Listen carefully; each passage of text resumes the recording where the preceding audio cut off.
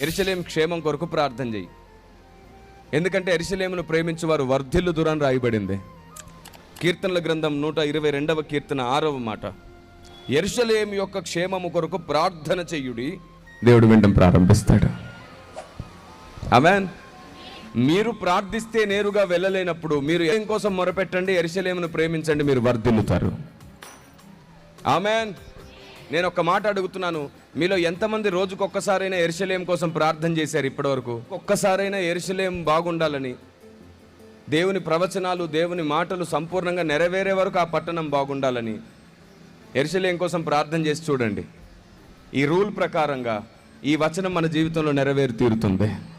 ఇర్మియా గ్రంథం 29వ అధ్యాయం 7వ మాట, నేను మిమ్మును చెరగొనిపోయిన పట్టణం యొక్క క్షేమము కోరి దాని క్షేమము మీ క్షేమముకు కారణమగును.